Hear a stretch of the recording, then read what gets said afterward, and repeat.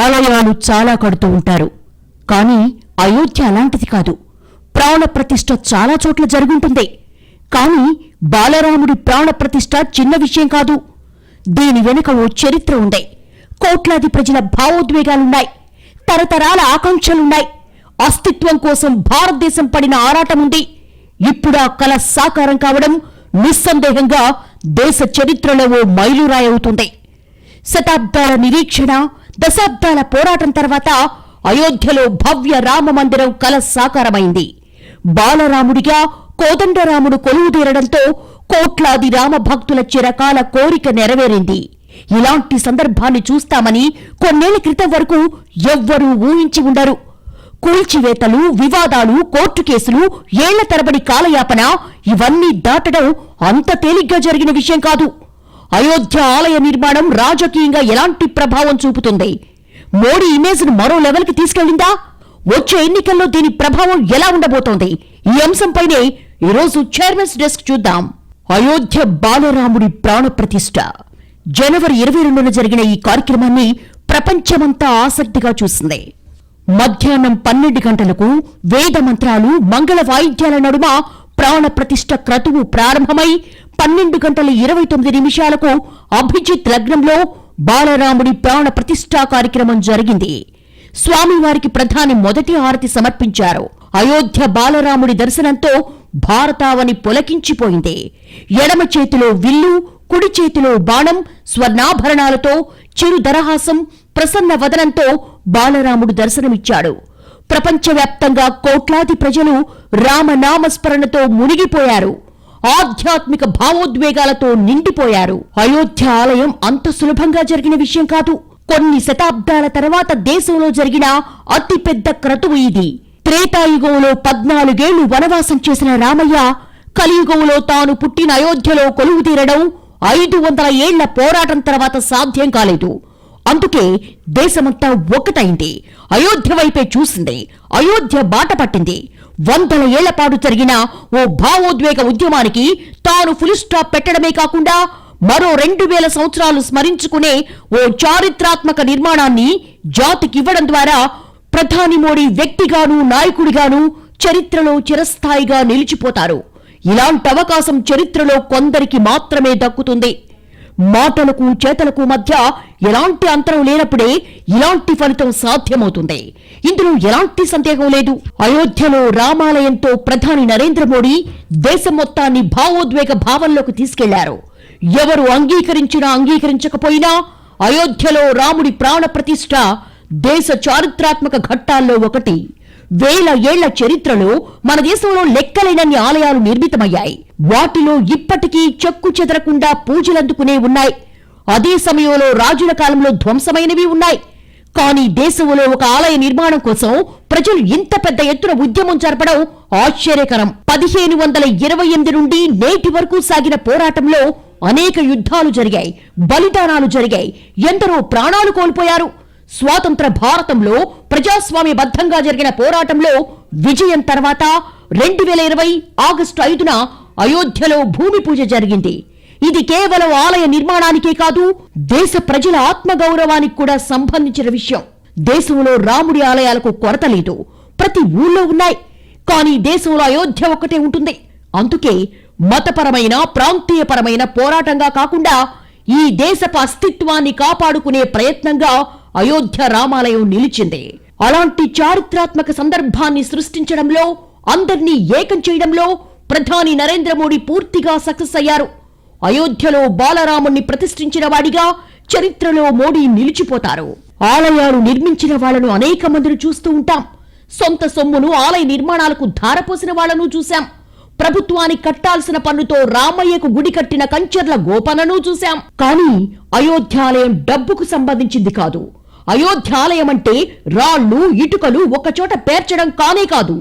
దాని వెనక ఓ దృఢ సంకల్పం ఉంది. దాని వెనక ఓ నిబద్ధత ఉంది. దాని వెనక ఒక సంకల్పం ఉంది. ఆలయ నిర్మాణం దేశ నిర్మాణమే అనే భావన ఉంది. ఆ విశ్వాసాల బలంతోనే రామాలయ నిర్మాణాన్ని పూర్తి చేశారు ప్రధాని మోడీ. దేశ చరిత్రలో అయోధ్య రామాలయంలో బాలరాముడి ప్రాణ ప్రతిష్ఠ ఈవెంట్ ఓ చారిత్రాత్మక సందర్భం. కోట్ల మంది ప్రజలు టీవీలకు అతుక్కుపోయి లైవ్ ప్రసారాలు చూశారు. సుమారు 20 కోట్ల టీవీ సెట్లలో 70 కోట్ల మంది ప్రజలు ఈ అపూర్వ చారిత్రాత్మక ఘట్టాన్ని రెప్ప వేయకుండా వీక్షించారు. యూట్యూబ్ను అయోధ్య రాముడి ప్రాణ ప్రతిష్ఠ కుదిపేసింది. అంతవరకు ఎందుకు, తెలుగు ప్రజలందరికీ ప్రీతిపాత్రమైన భక్తి టీవీని అయోధ్య రాముడి ప్రాణ ప్రతిష్ఠ రోజు కోట్లాది మంది వీక్షించారు. ఆ రోజు భక్తి TV YouTube channel India top trending లో ఒకటిగా నిలిచింది. ఫేస్బుక్, ట్విట్టర్ తో పాటు ప్రధాని యూట్యూబ్ ఛానల్లో కూడా జనం రాముడి ప్రాణ ప్రతిష్టను రికార్డు స్థాయిలో చూశారు.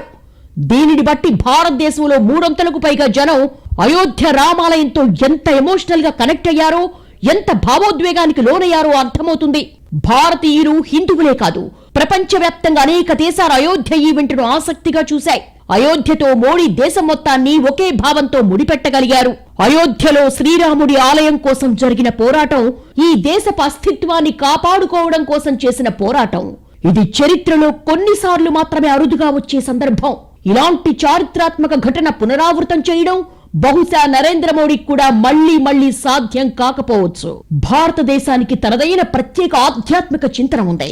ఈ దేశానికి పాలకులు మారారు, పాలకుల మతాలు మారుతూ వచ్చాయి. వాటిని రుద్దడానికి ప్రయత్నాలు కూడా జరిగాయి. ఎన్నో విధ్వంసాలు, రక్తపాతాలు జరిగాయి. ఇంత జరిగినా ఈ దేశాన్ని ఒక్కటిగా కల్పించే ఆధ్యాత్మిక భావన తిరుగులేనిది. ఇక్కడ కులాలు, భాషలు, రాష్ట్రాలు వేరు కావచ్చు, కానీ అందరినీ ఒక్కటి చేసే అపురూప ఆధ్యాత్మిక భావోద్వేగం ఏమిటో అయోధ్య ఆలయంలో బాలరాముడి ప్రాణ ప్రతిష్ఠ సందర్భంలో అందరి ఎరుకలోకొచ్చింది. ఆ సందర్భంలోకి దేశాన్ని నడిపించి కోట్లాది ప్రజల్ని ఎమోషన్ మూడ్లోకి తీసుకెళ్లడమే నరేంద్ర మోడీ సాధించిన విజయం. రాజకీయంగా అయోధ్య ప్రభావం ఎలా ఉండొచ్చన్న ప్రశ్న అందరిలో ఉంది. అయోధ్యలో రామాలయం పునఃస్థాపన ప్రభావంతో ఓట్లు పడచ్చు, పడకపోవచ్చు, సీట్లు రావచ్చు, రాకపోవచ్చు. మన దేశంలో ఎన్నికలు, వాటి ఫలితాలు ఒక్కోసారి ఒక్కో అంశంపై ఆధారపడి జరుగుతూ ఉంటాయి. కానీ దేశ చరిత్రలో మెజార్టీ ప్రజల మనోభావాలకు, మనోభీష్టానికి అయోధ్య ప్రతీకగా నిలుస్తోంది. ఇది ప్రజల్లో ఓ స్థిరమైన అభిప్రాయాన్ని ఏర్పరచడానికి, ఒక విశ్వాసాన్ని పాదుకొల్పడానికి ఖచ్చితంగా అవకాశాలున్నాయి. దేశంలోని కొన్ని వర్గాలు నరేంద్ర మోడీ, బీజేపీ అయోధ్యను రాజకీయంగా వాడుకుంటున్నాయని, రాజకీయాల కోసం అయోధ్య రామాలయం నిర్మించారని విమర్శిస్తున్నాయి. ఈ విమర్శలు ఇప్పటివేమీ కాదు, 3-4 దశాబ్దాలుగా వినిపిస్తున్నవే. కానీ కాస్త స్పష్టంగా మాట్లాడుకుంటే అసలు ఈ విషయంలో రాజకీయాలు ఎందుకు ఉండకూడదు, రాజకీయం లేదని ఎందుకు అనుకోవాలి, ఆఖరికి ఆలయం పూర్తయిన తర్వాత కూడా ప్రాణ ప్రతిష్టకు వెళ్లాలా వద్దా అన్న దానిపై కూడా విపక్షాలకు స్పష్టత లేకపోయింది. చివరికి ఇది బీజేపీ కార్యక్రమమని ఇండియా కూటమి నేతలు హాజరు కాలేదు. కానీ ఇక్కడ కోట్లాది ప్రజల విశ్వాసాలకు కూడా విలువ ఇవ్వాలి కదా.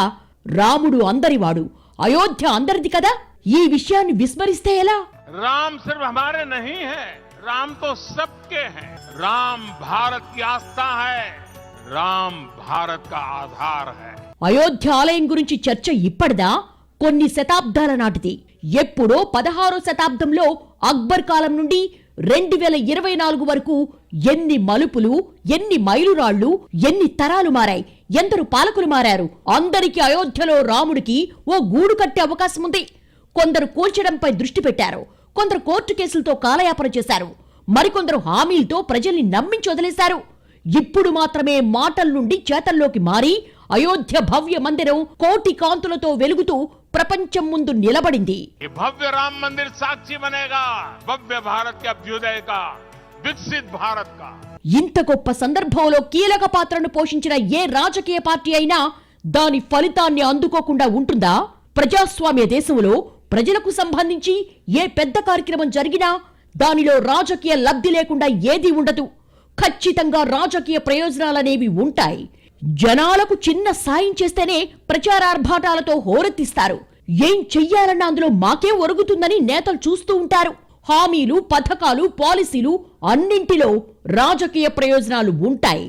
ప్రజలకు మేలు చేసి, ప్రజలు ఆశించింది చేసి, తాము రాజకీయంగా బలపడడం, అధికారాన్ని నిలుపుకోవడం రాజకీయాల్లో సర్వసాధారణ విషయం. ఇక్కడ అంతకంటే వేరుగా జరిగిందేమీ లేదు. సియావర్ రామచంద్రకి రాజకీయాలకు అతీతమైన ఆధ్యాత్మిక భావనేదో ఈ దేశ ప్రజల్లో అయోధ్యకు సంబంధించి, రాముడికి సంబంధించి చిరకాలంగా కొనసాగుతూ వస్తోంది. కోట్లాది ప్రజలు రామాలయాన్ని కావాలని ఆశించారు, ఆకాంక్షించారు. ఆ ఆకాంక్షను మోదీ, భారతీయ జనతా పార్టీ నెరవేర్చారు. కానీ ఇక్కడ రాజకీయ ప్రయోజనాలు ఉన్నప్పటికీ వాటికంటే ముఖ్యంగా ప్రజల మనోభావాలు, సంస్కృతి, సాంప్రదాయాలకు ప్రాధాన్యత ఉందని ఖచ్చితంగా చెప్పొచ్చు. ఇదంతా ఎందుకు? అయోధ్య అంశాన్ని ఒకప్పుడు బీజేపీ తన రాజకీయ ఎజెండాలో ప్రధానాంశంగా వాడుకుంది. ఇది అందరికీ తెలిసిన విషయమే. ఆ పార్టీ ప్రజలకిచ్చిన హామీల్లో అయోధ్యలో రామాలయ నిర్మాణం కూడా ఒకటి. అయోధ్య రామాలయాన్ని తమ రాజకీయ ఎజెండాలో ఒకటిగా చేసుకున్న పార్టీ. అలాంటి రాజకీయ పార్టీ దానిని సాధించిన తర్వాత రాజకీయంగా అయోధ్యను ఎలా ఉపయోగించుకోకుండా ఉంటుంది? ఉపయోగించుకోకుండా ఉండాల్సిన అవసరం మాత్రం ఏముంటుంది? అయోధ్యతో రాజకీయ ప్రయోజనం పొందారనడం, పొందకూడదు అనడం ఆత్మవంచన మాత్రమే. కానీ ఇక్కడ గమనించాల్సిన విషయం ఏమిటంటే, అయోధ్యలో రామాలయం పునర్నిర్మాణంలో కేవలం రాజకీయ ప్రయోజనాలే కాదు, అంతకు మించి ప్రజల ఆధ్యాత్మిక లక్ష్యాలు ఉన్నాయి. కోట్లాది ప్రజల భక్తి భావం కూడా ఉంది. రాముడు అనే పాత్ర భారతదేశంలో మెజార్టీ ప్రజల భక్తి భావనకు సంబంధించింది. ఒక వ్యక్తో ఓ వర్గమో వెళ్లి తమకు రాముడంటే ఇష్టం కనుక అయోధ్యలో రామాలయం కట్టలేదు. అలా చేయడం నేటి కాలంలో అసాధ్యమైన విషయం. మరే ఇతర ప్రాంతంలో అయినా కట్టొచ్చు, కానీ అయోధ్యలో మాత్రం అసాధ్యం. ఇంత పెద్ద దేశంలో ప్రజలందరికీ ఆమోదయోగ్యమైన రీతిలో చారిత్రక నిర్మాణం జరగాలంటే, ఆ సమయంలో ఇతర మతాలు కూడా సానుకూలంగా స్పందించాలంటే ఖచ్చితంగా ప్రభుత్వ సంకల్పం అవసరం. ఓ నాయకుడి సంకల్పం అవసరం. ఓ నాయకుడి చిత్తశుద్ధి అవసరం. అందర్నీ కలుపుకుపోయే దృక్పథమే ఇక్కడ కీలకం. అవన్నీ ఇప్పుడు కుదిరాయి. నాయకుడిగా మోడీ, ప్రభుత్వంలో బీజేపీ ఉండడం వల్ల, ఆ ఇద్దరి సంకల్పం ఒకటే అవడం వల్ల అయోధ్యలో రామాలయం కల సాకారమైంది. దీనిని కాదని ఎవ్వరూ అనలేరు. అయోధ్యలో రామాలయం నిర్మించొద్దని దేశంలో ఏ పార్టీ అనలేదు. దానికి వ్యతిరేకంగా ఎవ్వరూ మాట్లాడలేదు. గతంలో ఎప్పుడూ రామాలయాన్ని వ్యతిరేకించిన వాళ్ళు లేరు. కానీ చరిత్ర పేజీల నుండి కొనసాగుతున్న చిక్కుముడులను ఓపిగ్గా విప్పి ఒక్కో అడుగు ముందుకేసి 100 ఏళ్ల నడకను అయోధ్యకు చేరువుగా చేయడమే ఇక్కడ బీజేపీ సర్కారు సాధించిన విజయం. ఆ విధంగా ఎజెండాను ఫిక్స్ చేయగలిగారు నరేంద్ర మోడీ. ఓ ట్రాక్ ను ఏర్పాటు చేసి దానివైపు ప్రణాళికాబద్ధంగా దేశాన్ని నడిపించారు. అంతేకాదు, ఆర్ఎస్ఎస్ దశాబ్దాల కళా సంకల్పం కూడా అయోధ్య రామాలయం ద్వారానే నెరవేరింది. అంటే అయోధ్య రామాలయ నిర్మాణంలో ఈ దేశంలో 100 కోట్లకు పైబడిన హిందువుల ఆధ్యాత్మిక ప్రయోజనాలతో పాటు రాజకీయ పార్టీగా బీజేపీ ప్రయోజనాలు కూడా ముడిపడి ఉన్నాయి. ఇందులో దాచాల్సిందేమీ లేదు. ये भव्य राम मंदिर साक्षी बनेगा भारत के उत्कर्ष का, भारत के उदय का। ये भव्य राम मंदिर साक्षी बनेगा भव्य भारत के अभ्युदय का, विकसित भारत का. ప్రజలకు అవసరమైంది, ప్రజలు ఆశించేది ఇవ్వడం పాలకుల పని. రాజకీయ పార్టీల ఎజెండాలో అదే ఉండాలి. అయితే మిగిలిన పార్టీల నాయకులకు నరేంద్ర మోడీకి ఓ తేడా ఉంది. అన్ని పార్టీలకు భారతదేశం వరకు అభివృద్ధి ఎజెండా మాత్రమే ఉంటుంది. మోడీ దగ్గరకు వచ్చేసరికి అభివృద్ధి ఎజెండాతో పాటు హైందవ సంస్కృతి పరిరక్షణ కూడా ఆయన ఎజెండాలో భాగమే. దానిని అయోధ్య రామాలయం పునర్నిర్మాణం ద్వారా మోడీ సాధించారు. అదే సమయంలో ప్రాణ ప్రతిష్టను కూడా మోడీ ఎక్కడా తన ఘనతగా చెప్పుకోలేదు. నిష్కామ కర్మలాగే భావించారు. ఇదంతా రామభక్తుల ఘనత, రాముడి ఆశీర్వాద ఫలితమేనని వినమ్రత చూపించారు. తన శరీరంలోని అణువణువు పులకరిస్తోందన్న మోడీ వ్యాఖ్యలు నేరుగా రామభక్తుల హృదయాన్ని తాకాయి. మాటల్లో కాదు, చేతల్లో చూపించాలనే మాటను నిజం చేసి చూపించారు మోడీ.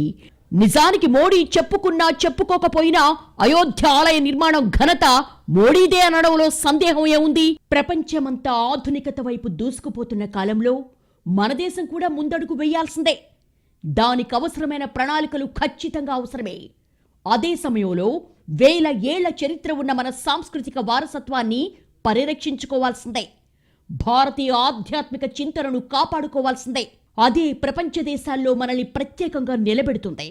శాంతి కాముక దేశంగా, ఇతర దేశాలకు ఆదర్శంగా నిలుపుతుంది. స్వధర్మే నిధనం శ్రేయః పరధర్మో భయావహ అంటాడు గీతకారుడు. మన ధర్మాన్ని కాపాడుకుంటూనే ప్రపంచ వేదికపై మన పతాకాన్ని ఎగరేయాలి కదా. అయోధ్య ఆలయం ద్వారా సాధించింది ఏవైనా ఉంది అంటే ఆధ్యాత్మిక ప్రవాహంలో కోట్లాది ప్రజల్ని ఓలలాడించడమే కదా. భారతీయ ధర్మాన్ని మరింత స్థిరపరచడమే కదా. 500 ఏళ్లుగా ఉన్న సమస్యను మోదీ 10 ఏళ్లలో పరిష్కారమయ్యేలా చూశారు. సంకల్ప బలం, చిత్తశుద్ధి, రాజకీయ బలం, నాయకత్వ లక్షణాలు, ఇలా అన్నింటా అయోధ్య సమస్య పరిష్కారం కోసం ఓ పద్ధతి ప్రకారం ఉపయోగించారు. దేశంలో ప్రజల మూడుకు అనుగుణంగా పనిచేసుకుంటూ పోయారు. ఎక్కడా గాడి తప్పకుండా జాగ్రత్త పడ్డారు. కోర్టులో వాదనలు, సాక్ష్యాలు, తీర్పులు, ఆలయ శంకుస్థాపన, నిర్మాణం, ప్రాణ ప్రతిష్ఠ వరకు అడుగడుగునా భక్తుల మనోభావాలకు తగ్గట్టుగా వ్యవహరించారు. మోదీ హయాంలో ఈ 10 ఏళ్లలో కొన్ని కీలక నిర్ణయాలు తీసుకున్నారు. ఆర్టికల్ 370 ఎత్తివేత, ట్రిపుల్ తలాక్ రద్దు, కాశ్మీర్ 2 రాష్ట్రాలుగా విభజించడం ఇవన్నీ దేశ ప్రజలను ఉత్తేజితం చేసేవే. అయితే బాలరాముడి ప్రాణ ప్రతిష్ఠ వీటన్నిటిలో చాలా ప్రత్యేకమైంది. ఓ ప్రధానికి ఇలాంటి అవకాశం చాలా అరుదుగా వస్తుంది.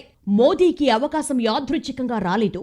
ఆయన అయోధ్య కల సాకారమయ్యే దిశగా సరైన దారిలో ఒక్కో అడుగు వేస్తూ వెళ్లారు. అందుకే బాలరాముడిప్పుడు దేశం ముందు సాక్షాత్కారమయ్యాడు. ఇప్పుడు ప్రపంచమే ఆశ్చర్యపోయేలా అయోధ్య భవ్య మందిరం పూర్తయింది. ఏకకాలంలో అటు ఆలయం, ఇటు మసీదు నిర్మాణం, ఇదంతా కేవలం సంకల్ప బలమే కదా. ఎక్కడా శాంతి భద్రతల సమస్య రాకుండా ఎవరు నమ్మిన దైవాన్ని వారు ప్రార్థించుకునే అవకాశం రావడం, అది చారిత్రక వివాదమున్న స్థలంలో శాంతి సుమాలు విరబూయడం చిన్న విషయమేమీ కాదు. అయోధ్య వివాదం ఇప్పుడు కాకపోతే మరికొన్నాళ్లకైనా పరిష్కారం కావచ్చు. కానీ ఇంతటి సామరస్య వాతావరణంలో పరిష్కారం కావడమే అసలైన విజయం. నిస్సందేహంగా అయోధ్యలో రామాలయం అనేది కోట్లాది మంది కల. దీని వెనక 100 ఏళ్ల పోరాటం జరిగింది. దశాబ్దాల పాటు న్యాయ పోరాటం కూడా జరిగింది. చివరకు ప్రాణ ప్రతిష్ఠ జరిగింది. 500 ఏళ్ల తర్వాత ఓ చారిత్రక సమస్యకు ఓ సానుకూల పరిష్కారం ద్వారా జాతి ప్రతిష్ఠను నిలబెట్టారు మోదీ. ఎవరు అవునన్నా కాదన్నా అయోధ్య పునరుద్ధరణ ఖ్యాతి మోడీకే దక్కుతుంది. ఆనాడు అద్వానీతో కలిసి ఓ సాధారణ కరసేవకుడిగా సంకల్పం స్వీకరించిన మోదీ ఇప్పుడు ప్రధానిగా దానిని నెరవేర్చుకున్నారు. హైందవ సంస్కృతి పరిరక్షణ కోసం కట్టుబడి ఉన్నానని నిరూపించారు. ఖచ్చితంగా అయోధ్య రామాలయం ఖ్యాతి మోడీకే దక్కుతుంది, దక్కాలి కూడా. ప్రాణప్రతిష్ఠ ఘట్టాన్ని సాంస్కృతిక పునరుజ్జీవానికి మంచి అవకాశంగా మోదీ భావించారు. దేశంలోని సాంస్కృతిక వైవిధ్యాన్ని ప్రపంచానికి చాటేలా వివిధ రాష్ట్రాల్లోని ఆలయాలను సందర్శించారు. అందరూ తమకు దగ్గరలోని ఆలయాలు శుభ్రం చేసుకోవాలని పిలుపునిచ్చారు. అక్కడి దేవుళ్లకు దీప ధూప నైవేద్యాలతో పూజలు చేయాలని పిలుపునిచ్చారు. మోడీ పిలుపుతో దేశంలో చాలా ప్రాంతాల్లో ఆలయాలు శుభ్రం చేశారు భక్తులు. దేశమంతా రామ భజనలు, పూజలు, సంకీర్తనలతో ఊగిపోయింది. రామ నామస్మరణతో భారత్ యావత్తు మారుమోగింది. ఇలా ప్రాణ ప్రతిష్ఠకు ఓ టెంపో సృష్టించడంలో మోడీ విజయవంతమయ్యారు. ప్రాణ ప్రతిష్ఠ కార్యక్రమం కలకాలం గుర్తుంచుకునేలా నిర్వహించారు. సరే, అయోధ్య కల సాకారమైంది. తర్వాతేంటి? ఇప్పుడు ప్రజలు ఏం చేస్తారు? బీజేపీ ఏం చేస్తుంది? ఇవన్నీ ఆసక్తికరమైన ప్రశ్నలే. ఎందుకంటే ఒక్కసారి రాజకీయాల్లోకొచ్చి చిన్న పదవి సాధించగానే జీవితాంతం అందులోనే పాతుకుపోవాలని ఆశిస్తూ ఉంటారు. తమ వారసులు కూడా ఆ పదవుల్ని అందించడానికి ఆరాటపడుతూ ఉంటారు. నేటి రాజకీయాల్లో కనిపించే సర్వసాధారణ విషయమిది. దీనికోసం చేసినవి చెయ్యనివి కలుపుకొని జనాన్ని నమ్మించే ప్రయత్నాలు చేస్తూ ఉంటారు. తమ ప్రమేయం లేకుండా జరిగిన వాటిలో కూడా క్రెడిట్ కొట్టేయాలని తాపత్రయపడుతూ ఉంటారు నేతలు. కానీ దశాబ్దాల సమస్యకు పరిష్కారం చూపెట్టిన నేతగా, కోట్లాది ప్రజల ఆకాంక్షను నెరవేర్చి ఆధ్యాత్మిక భావోద్వేగాలతో అందరినీ ఒక్కటి చేసిన నేత ప్రధాని మోడీ. ఇప్పుడు అయోధ్యాంశాన్ని బీజేపీ రాజకీయ ప్రయోజనాల కోసమే తెచ్చిందా, ఆలయాన్ని అందుకే నిర్మించిందా అనేది రాజకీయ పార్టీలు నిర్ణయించే అంశం కాదు. ఇది విపక్షాలు తీర్పివ్వాల్సిన అంశం కూడా కాదు. ప్రజలు తేల్చాల్సిన అంశం. మంచి చేశారని భావిస్తే జనం ఓట్లేస్తారు. తాము ఆశించిందే చేశారని భావిస్తే అధికారం కట్టబెడతారు. ఇదంతా ఎన్నికల్లో తేలే అంశం. కానీ రాజకీయ ప్రయోజనాలకు అతీతంగా, రాజకీయ ఎత్తుగడలకు దూరంగా ఉండడం వల్లే అయోధ్య ఆలయ నిర్మాణం జరిగింది. ఇక్కడ రాజకీయంగా ఏదైనా ప్రయోజనం కలుగుతుంది అంటే అది కేవలం బై ప్రొడక్ట్ గా వస్తుంది తప్ప అదే ప్రధాన లక్ష్యం అనడానికి లేదు. ఎందుకంటే సువిశాల ప్రజానికాన్ని సంతృప్తిపరిచే కార్యక్రమం ముందు రాజకీయంగా వచ్చే ఫలితాలు చిన్నవే. విపక్షాలు, నేతలు వాటిని విమర్శల కోసం భూతద్దములో చూసే ప్రయత్నం చెయ్యొచ్చు. కానీ రాముడు పుట్టిన చోట ఓ ఆలయం కట్టడంలో ప్రజలు రాజకీయాలుంటాయని భావించరు. తాము ఆశించాం కాబట్టి, శతాబ్దాలుగా ఈ దేశం పోరాడింది కాబట్టి, పాలకుడిగా తన బాధ్యతను నిజాయితీగా మోడీ నెరవేర్చారని భావిస్తారు. అలాగని దీని ఫలితం ఎన్నికల్లో ఉండదు అని చెప్పడం కాదు. బీజేపీ ఎజెండాలో ఎక్కడా రహస్యం లేదు. ఏం చెయ్యాలనుకుంటుందో ముందే చెప్పింది. వాటిని ఒక్కొక్కటిగా పూర్తి చేస్తోంది. ఇప్పుడు రాబోయే ఎన్నికల్లో ఏం చెయ్యాలో ప్రజలు నిర్ణయించుకుంటారు. ఇది ఈ వారం చైర్మన్స్ డెస్క్. వచ్చే వారం మరో అంశంతో కలుద్దాం. నమస్తే.